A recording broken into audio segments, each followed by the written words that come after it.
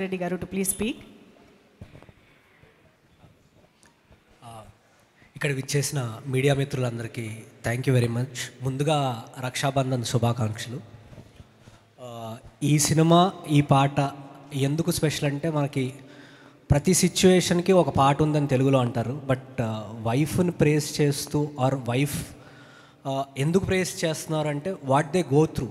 అంటే మనం బయట వర్క్ చేస్తుంటే ఇంట్లో మనకు కాన్స్టెంట్గా బ్యాక్ అండ్ సపోర్ట్ చేస్తూ మన దాకా చాలా విషయాలు తీసుకొని రారు సార్. అలాంటి వాళ్ళని అప్రిషియేట్ చేయడానికి డైరెక్టర్ తీసుకున్న స్టాండు ఈ పాట, అందుకే ఇది స్పెషల్.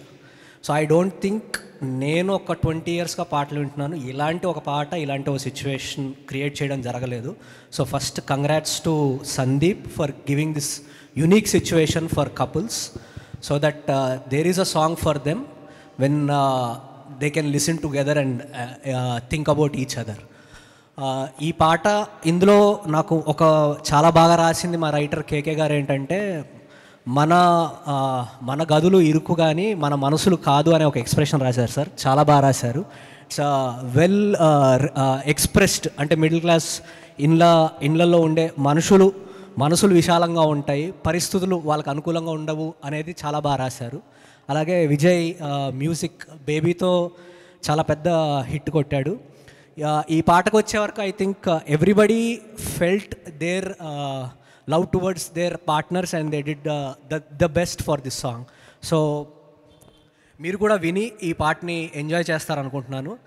అలాగే సందీప్ చెప్పినట్టు ఈ సినిమాకి మా జర్నీ స్టార్ట్ అవ్వడానికి కారణం కూడా మళ్ళీ మా బాబాయే. ఎందుకంటే వాళ్ళు బాబాయ్తో ట్రావెల్ అయిన తర్వాత సందీప్లో ఒక స్పార్క్ కనిపించింది. He looks at unique things అనిపించింది. సో ఈ ఐడియా తను షేర్ చేసినప్పుడు రాజుగారికి షేర్ చేస్తే జస్ట్ 2 minutesలో ఓకే అయిపోయిన ఐడియా ఇది మాకు. అప్పుడు తర్వాత తను డెవలప్ చేసుకొని మాకు కథ చెప్పాడు. It's a very very interesting story. మీరు చూడండి, మీకు నచ్చుతుంది ఈ cinema. Thank you. Thank you Harshit garu, thank you so much.